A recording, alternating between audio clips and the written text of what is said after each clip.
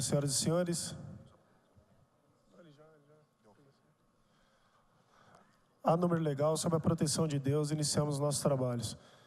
Daremos prosseguimento com essa audiência pública ao processo de apreciação do Plano Plurianual 2014-2017, da Lei Orçamentária Anual de 2014 e alteração da Lei de Diretrizes Orçamentárias de 2014, que compreendem, respectivamente, a análise dos projetos de lei número 54, 54/2013, 6111/2013 e 6670/2013, em cumprimento ao disposto no parágrafo único do artigo 48 da Lei de Responsabilidade Fiscal.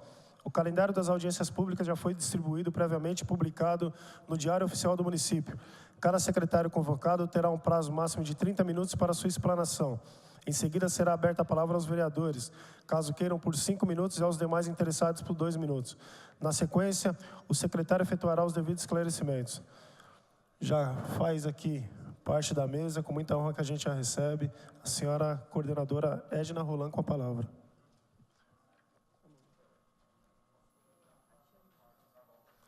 E também a senhora Tatiane Justus. Muito obrigado.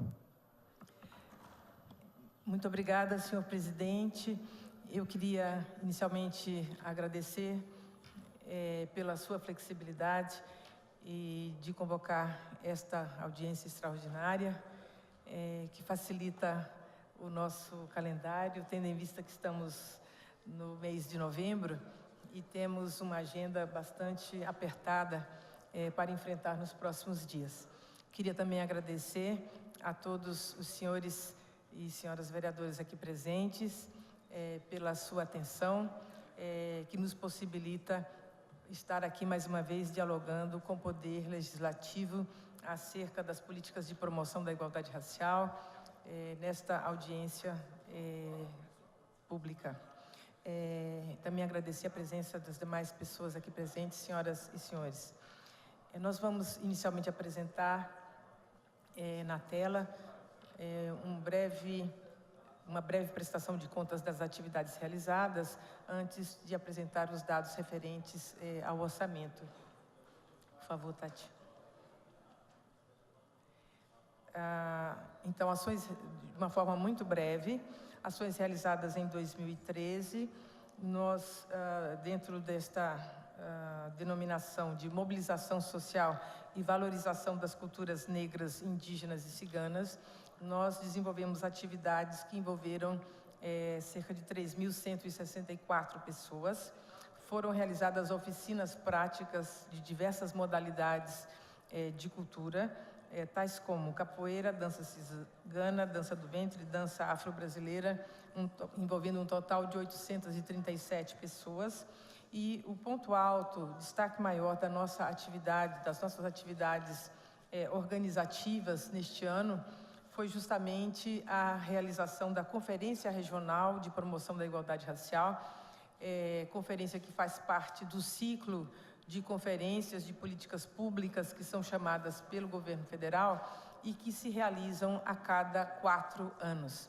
Aqui, Guarulhos cedia a conferência regional, que além do nosso município, envolve mais 4 municípios: Mairiporã, Arujá, Itaquaquecetuba e Santa Isabel. Nós tivemos a felicidade neste ano de conseguir realizar atividades preparatórias em todos os municípios da nossa região. Mairiporã, Itaquaquecetuba e Santa Isabel realizaram conferências municipais. Nós realizamos uma plenária livre de mulheres aqui na cidade de Guarulhos, e Arujá também realizou uma plenária envolvendo mais de 100 participantes, de modo que o processo da Conferência Regional foi um importante fator de mobilização e de organização, não apenas na nossa cidade, mas também nos municípios em torno aqui do nosso território. Além da Conferência Regional realizada, que envolveu 387 delegados e delegadas, nós, a partir desta Conferência Regional, enviamos uma delegação de 20 delegados e delegadas para a Conferência Estadual e 8 delegados e delegadas para a Conferência Nacional, que aconteceu justamente na semana passada, encerrando o ciclo da Conferência de Promoção da Igualdade Racial. Em relação à formação de servidores da saúde, que é um dos eixos do plano de governo referente à nossa temática, nós participamos da formação de 60 atendentes SUS. Infelizmente, não foi possível, ao longo desse ano, ainda darmos início a um grande projeto em parceria com a Secretaria da Saúde, com recursos do Ministério da Saúde, que iriam envolver a formação de cerca de 2.500 servidores.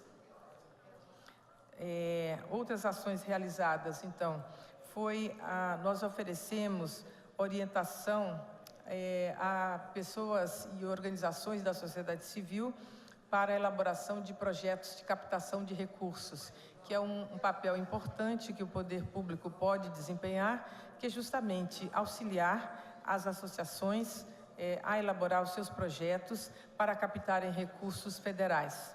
Isso envolveu 52 beneficiários. Através de exposições de arte e apresentações culturais, atingimos 659 pessoas. Estamos num processo de articulação de políticas para povos ciganos, que é uma área novíssima no Brasil. Poucos municípios estão trabalhando com a questão dos povos ciganos e Guarulhos está num processo de elaboração de um projeto de formação, de preparação para o trabalho que irá beneficiar as mulheres do acampamento cigano existente aqui na região de Bom Sucesso.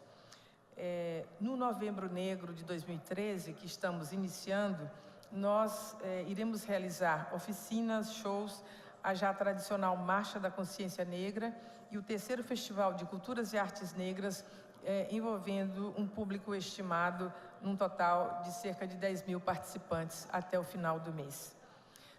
Um grande destaque da nossa atuação durante este ano foi a colaboração na elaboração de projetos de lei. Esta é uma questão que justamente envolve o Poder Legislativo, tem o Poder Legislativo como um parceiro fundamental. O primeiro projeto, que é o projeto de lei acerca do SOS Racismo, um projeto que foi motivado por um projeto originário do vereador Lamé, que nos honra hoje aqui com a sua presença, né? E em parceria com o vereador Lamé e com a Comissão de Defesa da Igualdade Racial, foi formatado um novo projeto, que espero que poderá entrar em processo de discussão logo que possível. Projeto esse que também acredito que irá nos colocar aí na vanguarda do ponto de vista dos municípios que terão uma ação governamental de atendimento às vítimas de racismo e discriminação racial. E uma inovação que esse projeto contém é justamente de incorporar a temática da intolerância religiosa, da discriminação religiosa, como um tema que será atendido por este serviço. A segunda grande iniciativa do ponto de vista legislativo é o PL 4289, que os senhores têm já colocado na pauta desta casa, que é um projeto que dispõe sobre a adoção de cotas raciais no serviço público.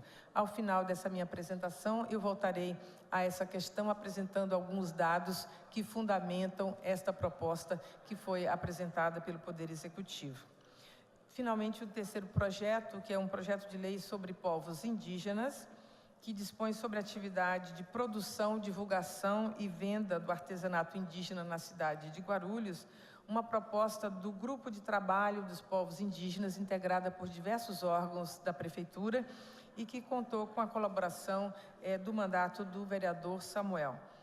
Existe uma outra proposta que o Grupo de Trabalho encaminhou para o vereador Seminaldo, mas eu não sei neste momento informar em que pé se encontra, se o projeto chegou a ser formulado. Do ponto de vista das prioridades para 2014, nós iremos, então, dar continuidade na implantação das ações de promoção da igualdade racial. A nossa expectativa, portanto, é que no ano de 2014, nós possamos elaborar um plano municipal a partir de todos os debates que envolveram a conferência regional, estadual e nacional. Nós deveremos nos dedicar para ter um plano municipal de promoção da igualdade racial, que deverá, inclusive, incluir políticas para povos indígenas e povos ciganos. A segunda prioridade será a implantação do serviço do SOS Racismo, né? Se possível, contando já com o respaldo legal do projeto que se encontra dentro desta casa e que certamente eu creio que contará com a aprovação dos senhores. A terceira prioridade para 2014 será a implantação de um novo Centro de Referência de Cultura Negra e Igualdade Racial. Iremos escolher dentre algumas regiões prioritárias. Procuramos um bairro populoso e com grande presença de população negra. Temos alguns candidatos possíveis, seriam o bairro dos Pimentas, ou o bairro de Bom Sucesso, ou o São João. Um dado importante em relação a Bom Sucesso, mas ainda não fomos a campo para poder identificar uma área possível, seria o fato de que, a partir dos dados disponíveis acerca de homicídios de jovens, a maior proporção, a região que apresentou mais alto índice de homicídios de jovens foi justamente Bom Sucesso. Então, esse seria um fator que poderá vir a determinar uma escolha por esta região. Mas nós teremos que considerar diversas questões, né? E uma quarta questão que não chegou a ser colocada aí, mas que nós teremos que trabalhar também, que é a construção do SINAPIR, o Sistema Nacional de Promoção da Igualdade Racial. Nós fazemos parte de toda essa articulação com o governo estadual e federal, mas agora nós temos um decreto presidencial que está regulamentando a maneira como os órgãos de promoção da igualdade racial devem se relacionar, qual o status que cada um desses órgãos deve ter. Então, no ano de 2014, nós estaremos já tendo um mapa em relação a essa questão desta construção, a partir do decreto que foi agora assinado pela presidente Dilma e apresentado durante a Conferência Nacional. Finalmente, vamos passar aí para as questões referentes, deixa eu ver se eu estou aqui na ordem certa, a LDO. Os números que vocês têm ali naquela tela são os recursos disponíveis para implantação e para custeio e atividades. Aqui não se incluem os recursos referentes a recursos humanos, que são sempre os recursos mais consistentes, né? Para 2014 está previsto na LDO 344 mil, portanto, para implantação e custeio. 2015, 390, 2016, 428 mil, 2017, 467. Detalhando, então, esses recursos, R$30 mil seriam destinados à implantação, ampliação e reforma, e 314 mil seriam os recursos disponíveis para custeio e atividades. Agora, apresentando o recurso total previsto para 2014, no qual se inclui, então, os recursos humanos, no valor de R$ 1.128.910, temos um total de R$ 1.472.910 para o ano de 2014, né? No próximo slide, vocês poderão ver as despesas da Coordenadoria da Igualdade Racial durante o ano de 2013, num total de 237.900. Aí estão as despesas de custeio, as políticas de afirmação, que são justamente as atividades do calendário nacional e internacional, no valor de 80 mil, as atividades de oficinas e artes e a conferência regional, que representou um custo de R$ 44 mil, né? A partir disso, então, nós apresentamos para vocês uma estimativa das nossas despesas para o ano de 2014, excetuando-se as despesas de recursos humanos. Nós temos uma estimativa, um total de R$ 602 mil. Esse seria o valor que nós necessitaríamos para poder desenvolver as atividades que nós consideramos necessárias e prioritárias, o que significa que nós teríamos um déficit de R$ 258 mil, né? Como vocês sabem, a Coordenadoria da Igualdade Racial tem, em geral, desenvolvido as suas atividades com um orçamento bastante apertado, né? Eu gostaria de poder contar com o apoio do Poder Legislativo para, eventualmente, poder adquirir os recursos que nos faltam para podermos abrir o novo centro, que já há uma determinação do prefeito que o façamos, né? Mas nós precisamos de um pouco mais de recurso para poder abrir esse novo centro de referência num bairro que a nossa prioridade seria justamente as questões relativas à juventude, as questões relativas à violência e ao homicídio de jovens. Guarulhos, infelizmente, consta da lista dos municípios prioritários a nível nacional para o desenvolvimento do projeto Juventude Viva, né? Os índices de mortes de jovens no Brasil, infelizmente, são muito altos em diversas regiões e Guarulhos está entre elas. Eu queria agora apresentar brevemente para os senhores, não é um tema específico da questão orçamentária, mas como o projeto de lei está em tramitação, eu queria apresentar para os senhores as razões pelas quais o projeto 4289 foi apresentado aos senhores, e eu vou, se o senhor presidente me permitir, gostaria de tomar a tribuna.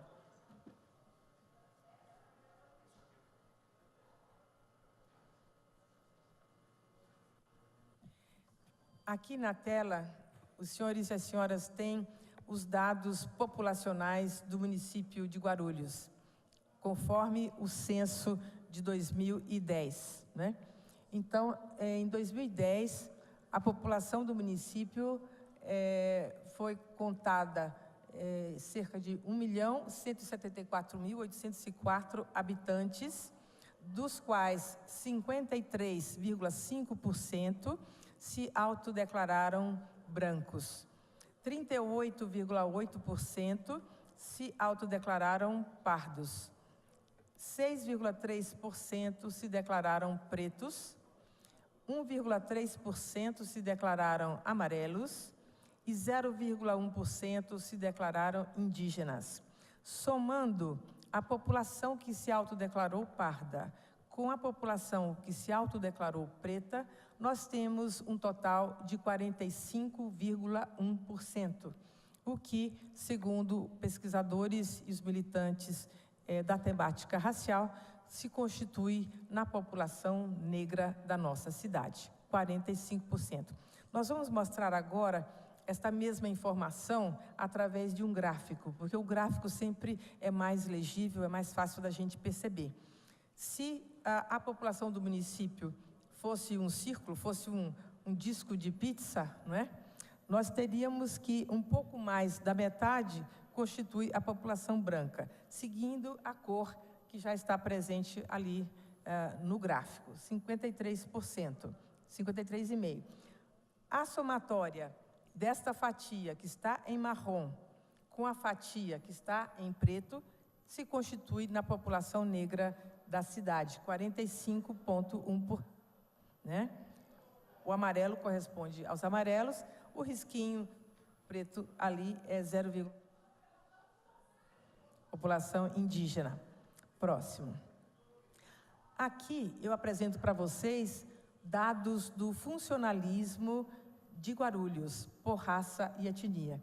Esses dados só se tornaram disponíveis a partir do mês de julho, quando a Secretaria de Administração e Modernização incluiu esta informação e fez os cálculos para que nós, a partir do projeto Pró-Equidade de Gênero e Raça, né, que a Prefeitura faz parte, nós podemos, então, ter acesso a esta informação. Vejam só, a população branca que vocês viram no slide anterior, a fatia correspondia a um pouquinho mais que a metade. Agora, quando vamos para o funcionalismo, a população branca se constitui mais do que 3/4 da pizza, na verdade, se constitui em quase 80% do total do funcionalismo da cidade. A população negra, que se constitui em 45% da população do município, não chega a 20%. é um pouco menos que 18,5% do funcionalismo da cidade. Próximo slide.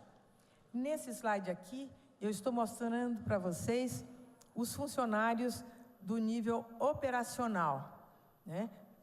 Divididos por raça-cor. Mesmo os funcionários operacionais, que são aqueles que estão na chamada base da pirâmide, né? A função que exige menor escolaridade, que recebe menores salários e que tem menor prestígio dentro da prefeitura, mesmo nessa faixa, a população branca representa mais do que 74% do funcionalismo.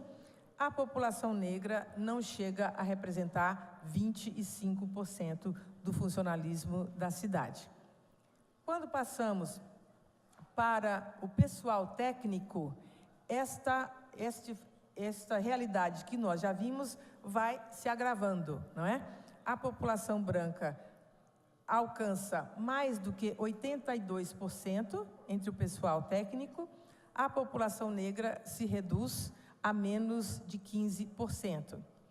Há uma outra informação que eu não cheguei a elaborar os slides, que seria o nível de comando. Se eu tivesse feito para apresentar a vocês, no nível de comando, a população branca supera os 90% do funcionalismo da Prefeitura de Guarulhos.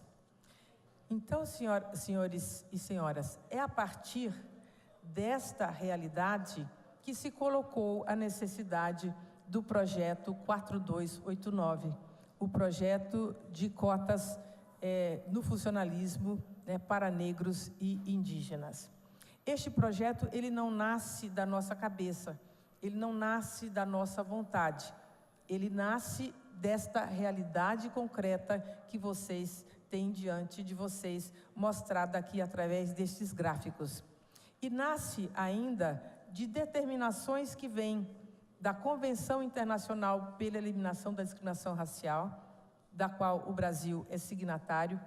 Convenção essa que diz não apenas que os governos podem elaborar programas de superação da discriminação racial. Esta convenção diz que os governos devem, que os governos têm que elaborar programas de superação das desigualdades raciais, né? Além disso, nós contamos agora no Brasil com o Estatuto da Igualdade Racial, lei que foi aprovada pelo nosso Congresso Nacional em 2010, depois de 10 anos de debates. E o Estatuto da Igualdade Racial prevê, dentre os seus artigos, Tati, talvez você consiga encontrar aí o artigo para mostrarmos. Aqui, artigo 39 do Estatuto da Igualdade Racial. O que é que ele diz? O poder público promoverá ações que assegurem a igualdade de oportunidades no mercado de trabalho para a população negra, inclusive mediante a implementação de medidas visando a promoção da igualdade nas contratações do setor público. E o próximo? No parágrafo 2º, as ações visando a promover a igualdade de oportunidades na esfera da administração pública far-se-ão por meio de normas estabelecidas ou a serem estabelecidas em legislação específica e em seus regulamentos.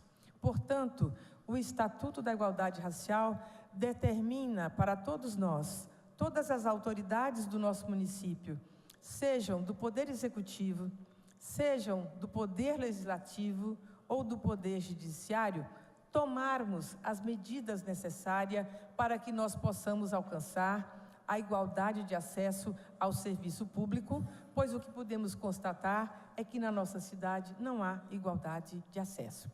Eu agradeço muito a atenção dos senhores e das senhoras e estarei disponível, então, para o debate. Agradecemos a bela explanação da nossa nobre coordenadora, a senhora Edna Roland.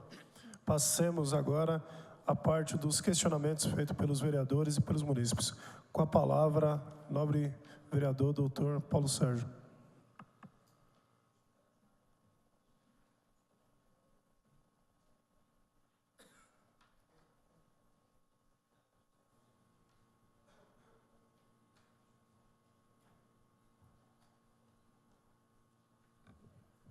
Senhor presidente Eduardo Barretos, senhores vereadores, os demais aqui presentes, quero aqui cumprimentar a coordenadora Edna Rolandi. Primeiro dizer, prazer muito grande estar aqui também participando dessa audiência e acompanhando a apresentação que a senhora acaba de nos mostrar. Primeiro, eu estava observando atentamente, o que veio na minha cabeça nesse instante a senhora diz dos 80% do funcionalismo branco e 20%. O que me veio na cabeça aqui no momento é o seguinte: qual é o número em percentual de inscritos concorrendo aos cargos, para que a gente possa fazer um comparativo mais adequado, né? Eu vejo a luta, o empenho que a senhora tem, nós também entendemos dessa forma. Muitas vezes a gente pode até ter um entendimento diferente, errôneo, da busca, da proposta, né? Mas seria importante que nós tenhamos conhecimento neste nível, porque quando a gente se fala em percentual efetivo, nós precisamos saber do percentual de concorrentes, né? Para que a gente possa ter um equilíbrio, porque se nós só falarmos no resultado final de percentual, nós não vamos chegar a termo. Eu digo isso aí porque ao longo dos meus 30 anos dentro da estrutura pública, eu participei de várias inscrições de concurso, e a gente observava que não havia um número condizente de percentual. Então, a probabilidade de classificação é lógico daquele número maior. Isso não requer. E o que me vem também na cabeça, e que me preocupa muito, e eu sinto diante do dinamismo da senhora, em função do trabalho que a senhora vem desenvolvendo na cidade de Guarulhos, em busca nas outras esferas federativas também, trazendo e buscando e defendendo os interesses, eu fico satisfeito em saber que tem pessoas lutando com objetividade, com discurso, buscando, e às vezes talvez não seja compreendido. Mas eu digo que ao longo dos meus 30 anos de prefeitura eu observei muito isso aí. Agora, o que vem na minha cabeça também é que há muito discurso com relação ao nível de formação, ao estudo.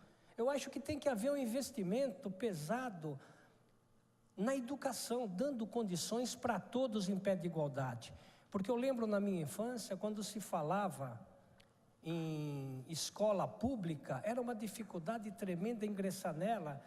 Existia até naquele período que as pessoas não poderiam repetir 2 anos, eram jubilados, sairia e os pais tinham que recorrer à escola particular para poder projetar o filho.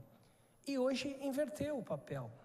Então o que nós precisamos é ter uma resposta a nível de educação, dar condições para que todos tenham condições de concorrer em pé de igualdade. Porque quando há essa diferenciação, quando nós falamos, por exemplo, em própria estrutura educacional, a gente vê que a coordenação da escola tal, ela é superior a essa aqui.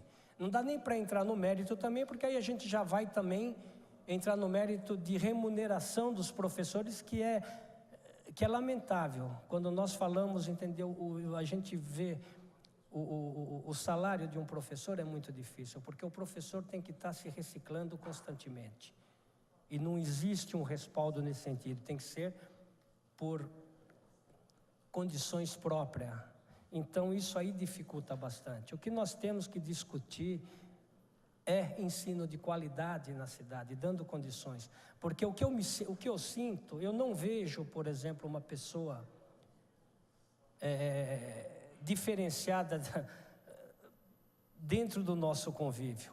Eu não sinto uma pessoa inferior a qualquer um de nós. Nós somos iguais.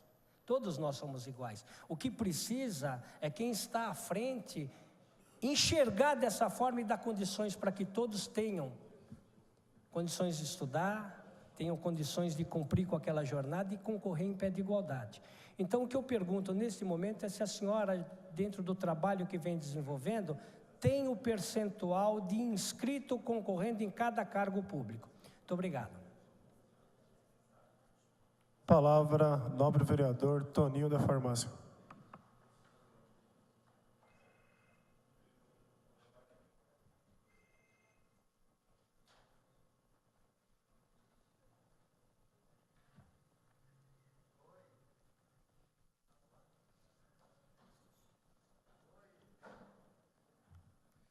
Bom dia mais uma vez, né? Bom dia, coordenadora Edna, a todos presentes. Aqui, no meu ponto de vista, taxar a cota para os negros, eu acho que seria uma maneira de estar sendo,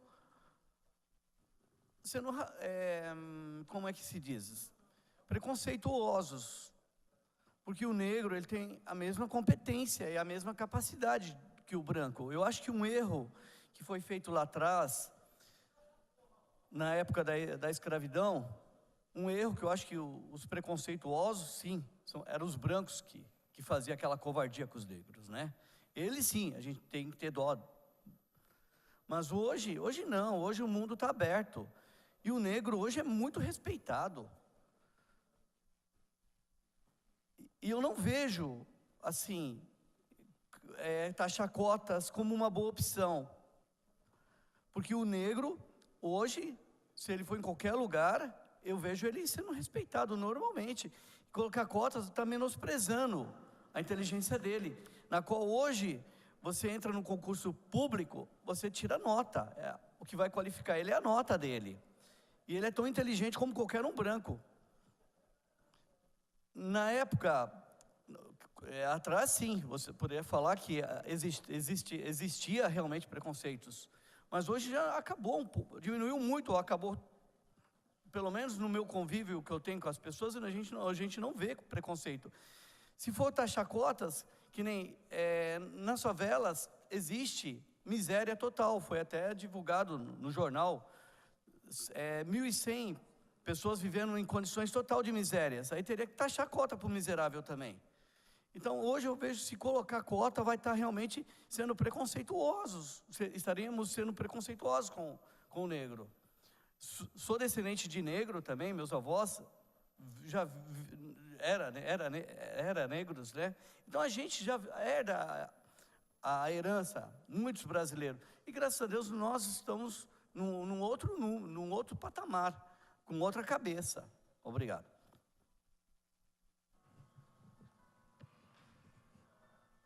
Com a palavra, a nossa nobre munícipe, também funcionária da pasta, trabalha na pasta, bastante aguerrida, tenho o prazer também de ser minha amiga, senhora Flávia.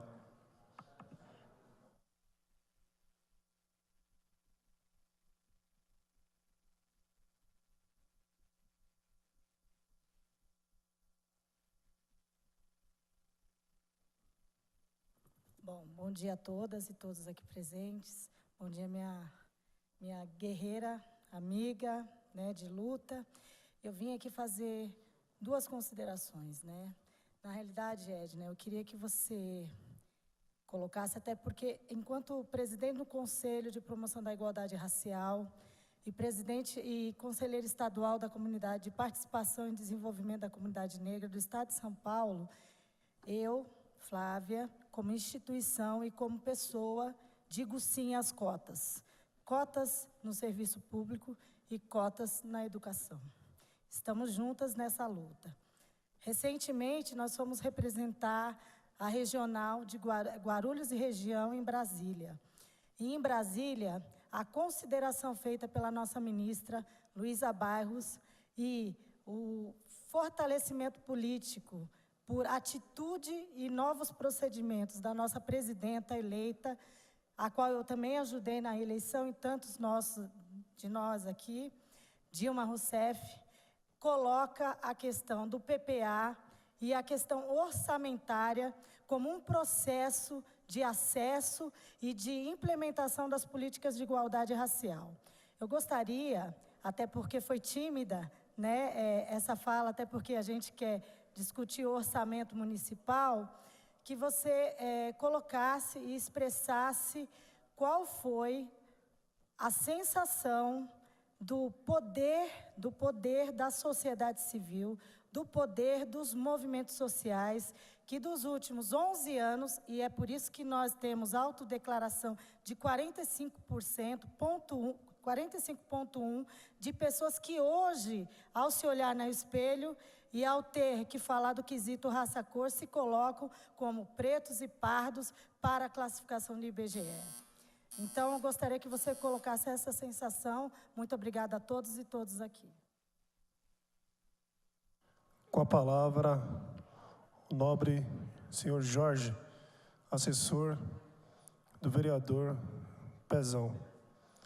Dizer, antes de mais nada, que é um grande amigo meu, da minha família, desde os meus 6, 7 anos de idade, e integrante de uma família de negros do Jardim Palmira, que é referência naquele bairro, que é referência naquela região. Gostaria de fazer esse registro, porque conheço há muito tempo, e homens de conduta ilibada. Parabéns, Jorge, por fazer parte daquela família tão querida e tão respeitada. Obrigado, faltam-me palavras, mas eu quero agradecer o Eduardo Barreto, amigo de longas datas, hoje um grande vereador, presidindo essa comissão. A mesma admiração que você tem por mim e pela minha família, ela é recíproca, da minha para com a sua e da minha pessoa para você. Bom dia, presidente, bom dia a todos, bom dia, vereadores, todos presentes. Eu quero fazer algumas perguntas, porque ao longo, hoje, estou trabalhando como assessor do vereador Pezão, e também fui militante negro na minha juventude. Ainda sou jovem, mas quando eu tinha 16, 17 anos, eu era militante, participei de vários movimentos negros na época, movimentos estudantis, e fazer algumas perguntas para a nossa coordenadora Edna. Eu gostaria de saber se a senhora tem números concretos sobre os negros que ingressam na universidade no nosso município. E uma outra pergunta: com as leis instituídas que tratam das questões raciais e também das questões indígenas, qual é a resposta que ela está dando para a nossa sociedade? E como a sociedade está percebendo essa mudança no contexto e nas tratativas raciais? Muito desculpa. Sim, com as leis instituídas, tanto no nosso município como na questão nacional, qual é a resposta que ela está dando à nossa sociedade? E qual é, o modelo de sociedade que nós estamos vendo atualmente em relação às tratativas raciais e até mesmo de gêneros? Obrigado. Com a palavra, o senhor Rony, assessor do vereador Maurício Brinquedo.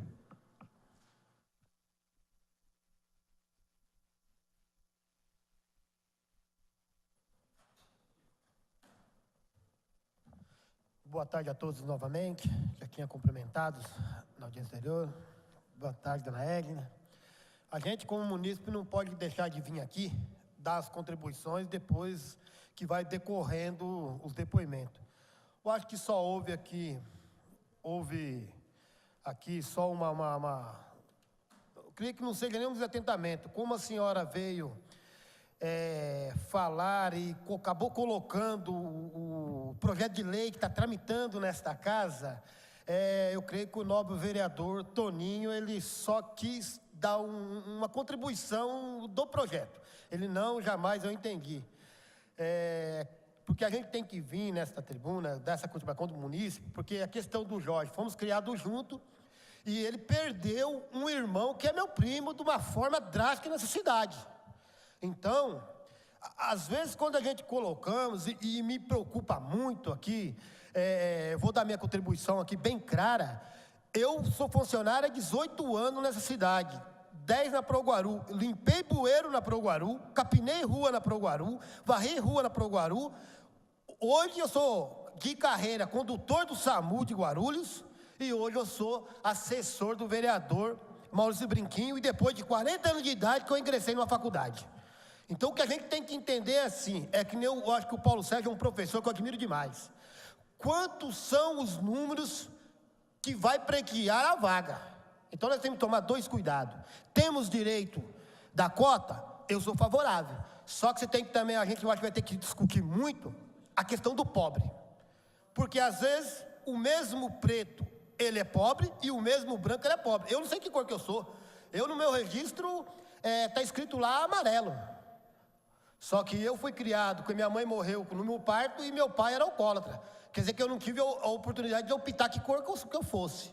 Então o que a gente tem que discutir, eu acho, de Rolando, com você, dona Edna, que você faz muito bem esse papel, vem discutindo há anos, não é hoje, há anos. Até a própria deputada gerente federal, que é outra também ferrenha, guerrida nesse caso. O que nós temos que fazer? Como fica a situação, o pobre? Porque 80% que a senhora colocou, aí é serviço braçal nessa cidade. Ele pode ser branco, mas ele está no sol quente, árduo, de 28 graus, capinando nessa cidade, limpando bueiro nessa cidade, fazendo serviço braçal. Será que esse também vai ter oportunidade, por ser branco, de ingressar nessas cotas? Então temos que tomar muito cuidado. Esse debate da questão do projeto, que hoje entrou dentro da audiência, isso eu acho que não é bom. O bom mesmo é vir discutir projeto nos bastidores dessa casa e nos bairros, ver o que o povo pensa, lá no bairro o povo pensa, no orçamento participativo. Se você tiver a oportunidade de discutir no orçamento participativo, que daí eu acho que nós vamos sair vencedor dessa questão de cotas racial no funcionalismo público. Obrigado. Não havendo mais questionamentos a serem feitos pelos nobres vereadores e pelos nobres munícipes, passemos às explanações e respostas da nossa nobre coordenadora, a senhora Edna Roland. Eu queria agradecer as questões e comentários que foram colocados pelos participantes do debate e respondo inicialmente às questões levantadas pelo nobre vereador Paulo Sérgio. O primeiro, respondendo especificamente a pergunta colocada pelo senhor e depois fazendo alguns comentários, né? O senhor perguntou se eu disponho de dados acerca dos inscritos, dos concorrentes, né? Não dispomos desses dados, até como eu disse, nós só dispomos desses dados do funcionalismo a partir de julho do ano passado, né? É uma informação muito nova, porque esta informação não foi produzida anteriormente pela Prefeitura, né? A discussão deste projeto, que eu espero que venha a ser aprovado por esta casa, né, nos obrigará, inclusive, né, a ter esta informação. A ficha de inscrição dos inscritos aos concursos terá que necessariamente conter a informação sobre raça ou cor, para que a gente possa ter a lista geral dos concorrentes e a lista específica das pessoas que se autodeclararem pretas ou pardas ou indígenas, né?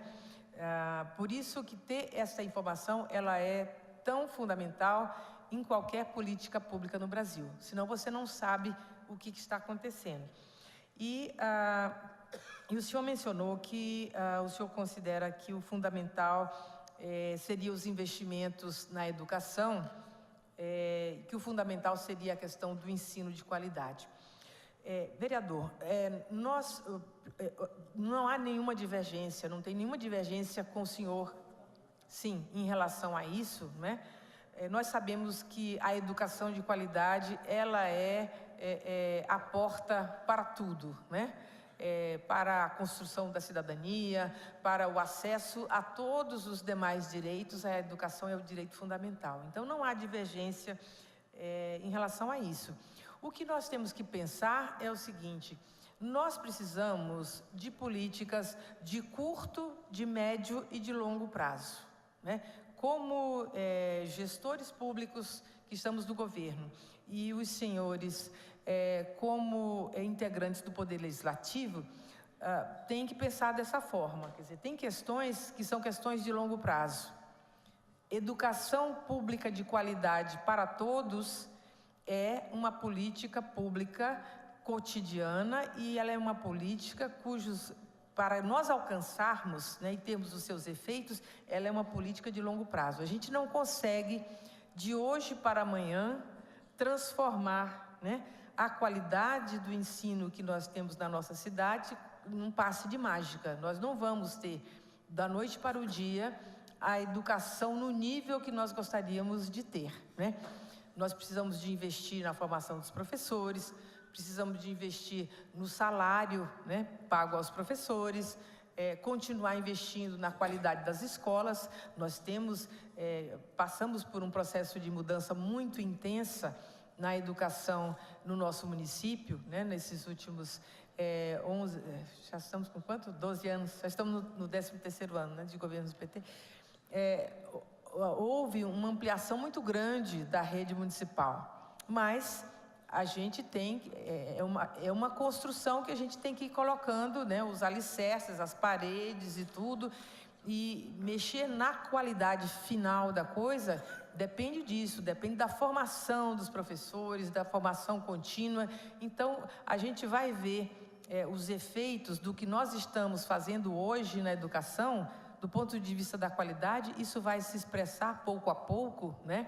E uma mudança mais intensa só vai aparecer lá na frente. Então, nós precisamos de pensar dessa forma. Em educação de qualidade, sim, né?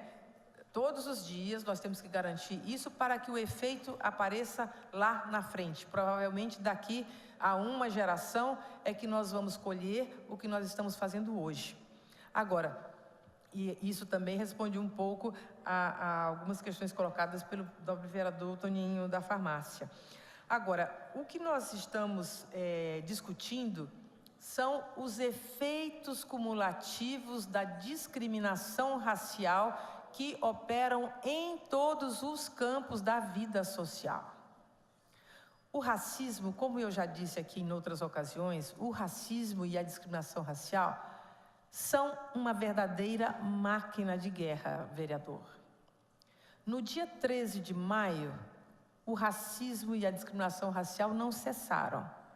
Pelo contrário, se ampliaram e se aprofundaram.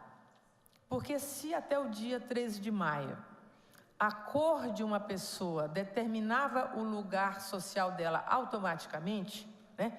Você era negro, você já estava destinado a ser escravo, a menos que você tivesse conseguido alforria de alguma forma.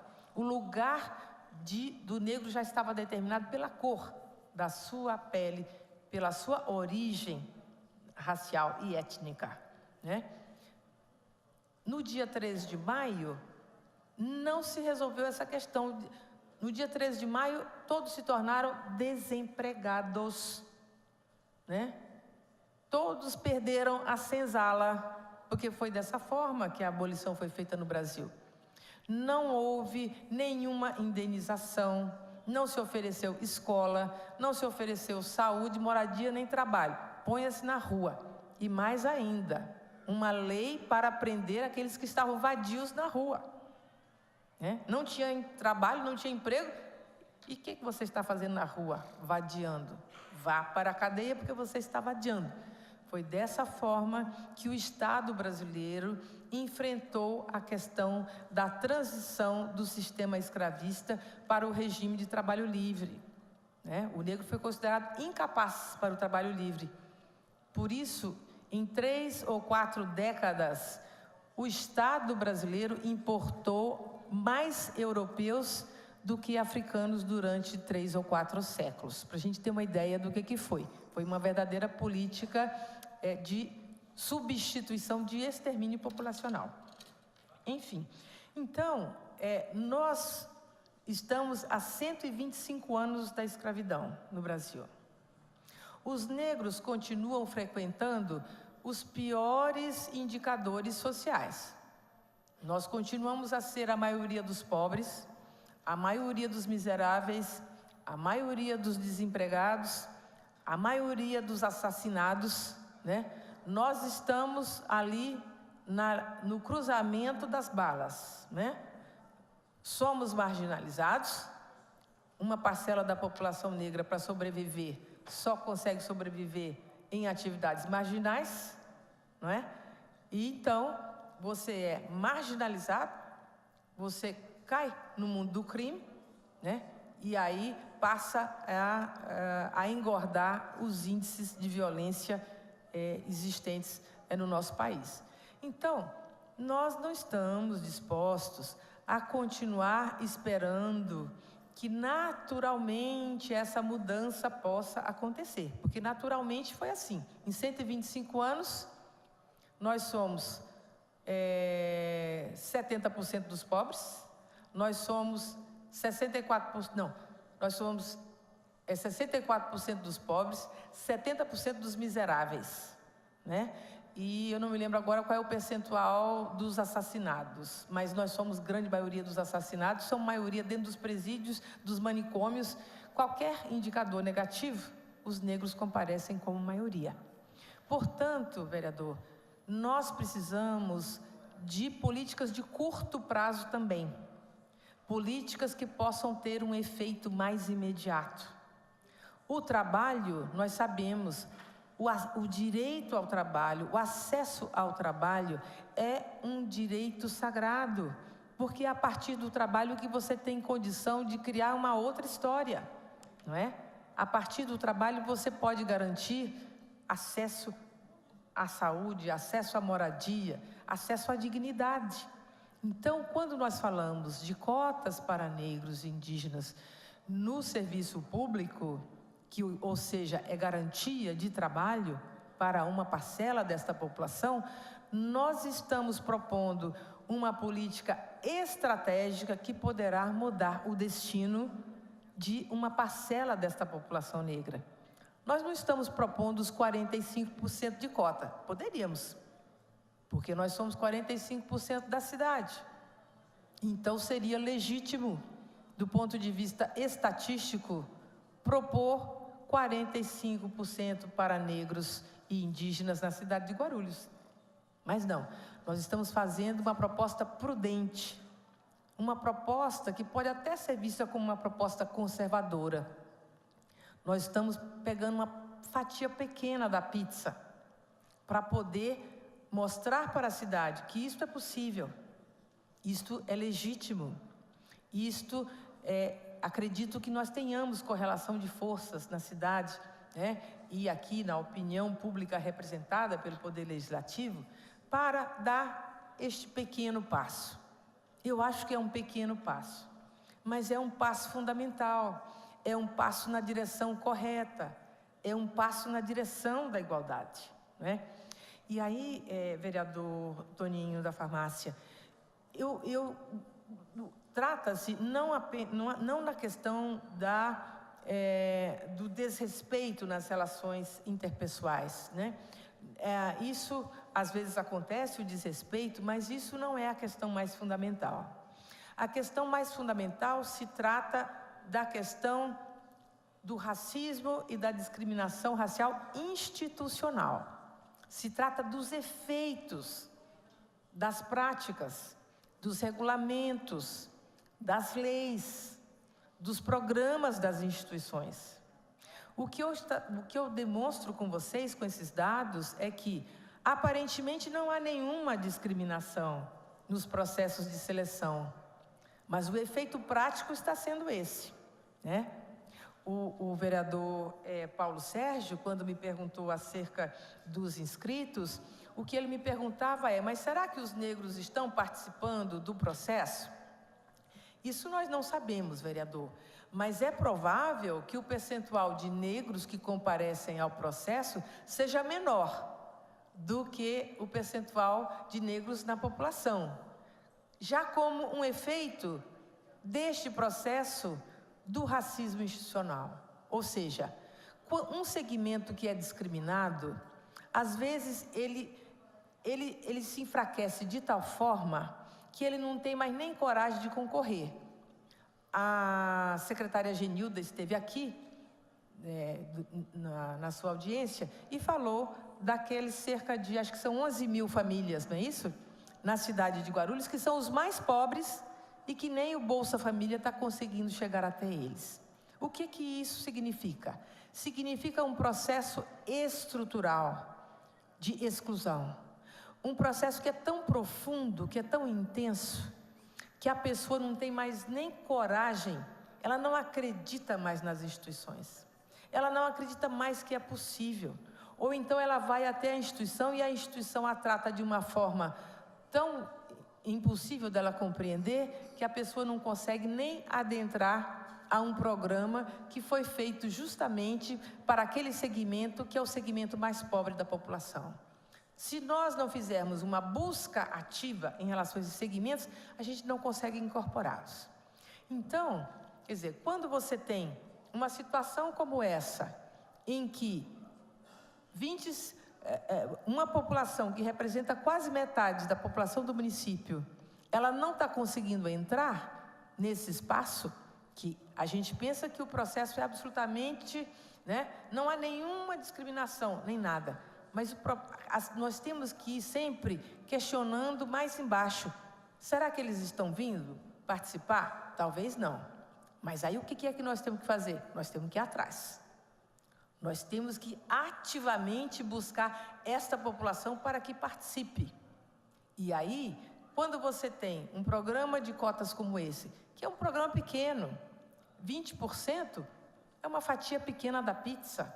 Nós não estamos pedindo a quase metade da pizza que nós poderíamos pedir. Uma fatia pequena.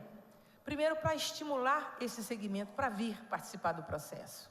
Segundo, para mostrar para a cidade que o mundo não vai acabar com uma cota de 20%. Não.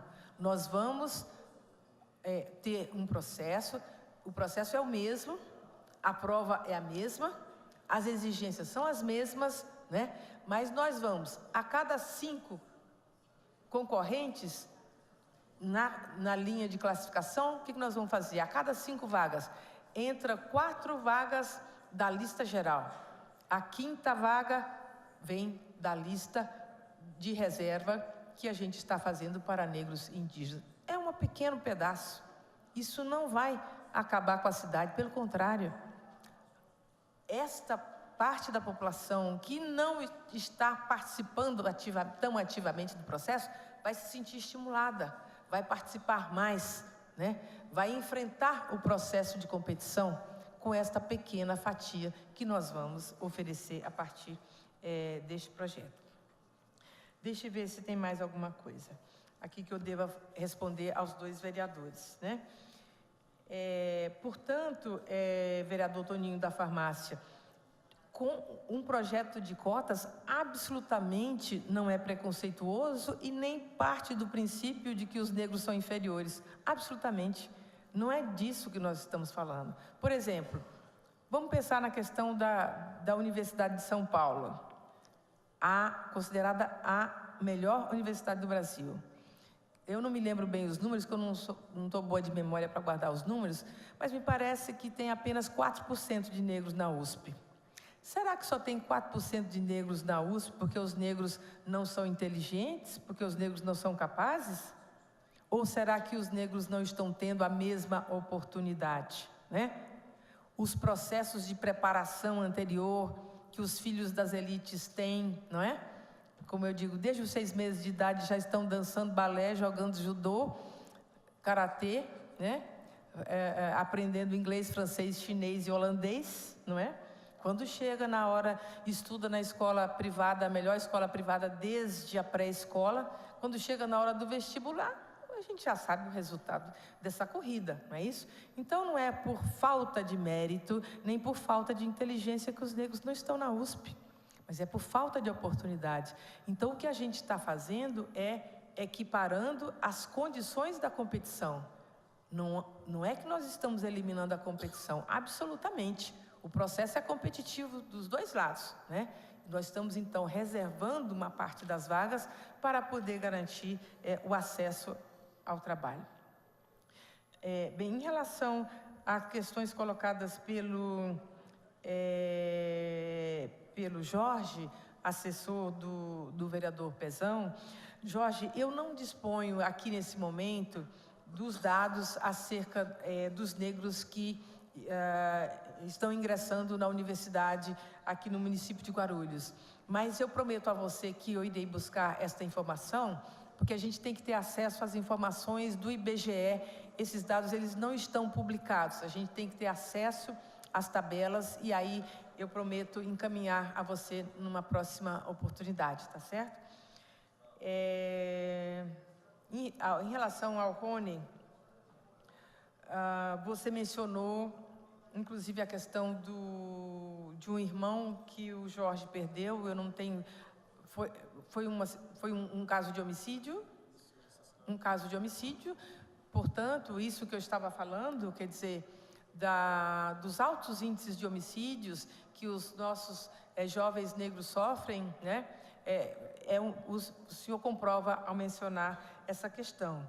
E você questiona, fala que você então conseguiu entrar na universidade depois dos 40 anos de idade, né? E eu o felicito por isso, né? Isso é uma demonstração, né, de garra, isso é muito importante. E você coloca a questão do pobre. Será que os pobres estão entrando na prefeitura? Veja, a primeira coisa eu queria chamar a atenção, que mesmo no caso dos operacionais, conforme eu mostrei, né, os negros estão subrepresentados, mesmo dentre os operacionais na prefeitura, né? Então, primeiro, veja isso. Como eu disse, os negros são maioria entre os pobres, são maioria entre os miseráveis. O que não quer dizer que todos os pobres são negros e que todos os miseráveis são negros, né? Mas nós somos a maioria.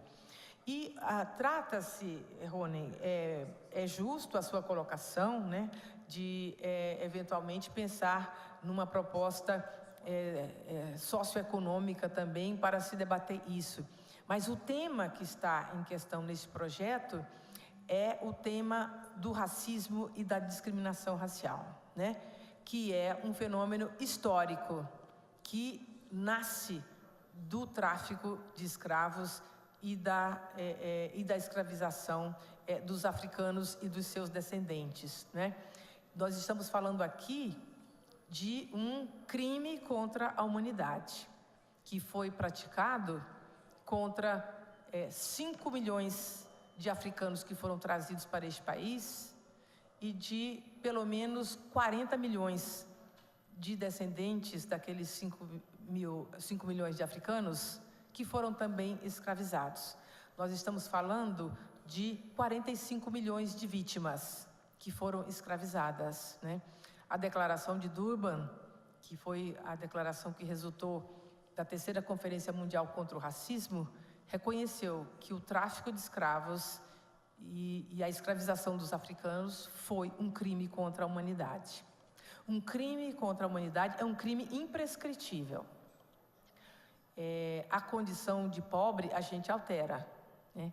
Eu posso ser pobre hoje e deixar de ser pobre amanhã, né? A condição de ser negro, não. A condição de ser negro, ela é uma condição que vai acompanhar desde o seu nascimento até a sua morte, né? Então, o que nós estamos falando é inadmissível que 125 anos após a abolição da escravatura no Brasil, nós ainda apresentemos este grau de desigualdade, né? O Estatuto da Igualdade Racial, a Constituição Federal, a Declaração Universal dos Direitos Humanos consideram inadmissível o racismo, né? Então, este projeto, ele é um projeto que visa a superação da discriminação racial, a superação do racismo. Existem uma série de outros problemas que precisam de ser enfrentados também. Agora, o foco deste projeto é isso, né? São 45% da população deste município que continua a ser objeto de discriminação racial. Você pode tomar a iniciativa posteriormente de propor, né, ao seu vereador ou a esta casa um projeto que lide com outras questões, né? A pobreza, na visão nossa, ela é resultado, né? Ela pode ser causa também, mas no caso da pobreza dos negros no Brasil, ela é resultado fundamentalmente do racismo e da discriminação, do racismo institucional, do racismo estrutural, que está presente até hoje na Constituição da sociedade brasileira. Sou simpática ao seu projeto, mas esse aqui, o foco não é a pobreza, o foco é o racismo estrutural existente no país e na nossa cidade.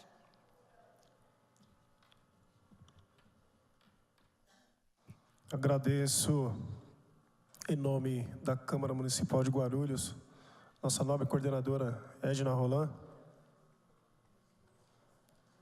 Eu esqueci de responder uma questão colocada pela companheira Flávia. Eu acredito que o que ela estava me solicitando é que eu falasse para vocês a mudança que houve na autodeclaração do município de acordo com raça ou cor entre 2000 e 2010. Em 2000, 36% da população se autodeclarou preta ou parda. Em 2010, esse número cresceu para 45%. Esta mudança, ela pode ter várias hipóteses para se explicar, mas a principal hipótese desta mudança é justamente a autopercepção que mudou. Pessoas que antes se percebiam como brancas passaram a se perceber como pardas. Pessoas que eventualmente se percebiam como pardas e que passaram a se perceber como pretas. Isso é muito importante, porque isso é uma demonstração da elevação da autoestima da população negra do nosso município, né? Nós sabemos que isso faz parte de um processo mais amplo de mudança no Brasil, meios de comunicação, muita coisa que está acontecendo, mas a gente quer também reivindicar uma pequena parcela desse mérito, né, pelo trabalho que a Prefeitura de Guarulhos vem desenvolvendo desde o ano de 2001, né, colocando na pauta o tema das políticas de promoção da igualdade racial. Mais uma vez agradecer nossa nobre coordenadora Edna Roland, que sabemos que trabalha na pasta da Coordenadoria da Igualdade Racial, mas tenho a certeza que encara isso como uma missão, assim como o corpo técnico, assim como o corpo que constitui essa coordenadoria. Tenho a certeza que se não fosse um trabalho, a senhora encararia como uma missão, porque é visível a maneira com que a senhora encara esse desafio na cidade. Parabéns. Não havendo mais matéria a ser tratada nessa audiência, dou por encerrado.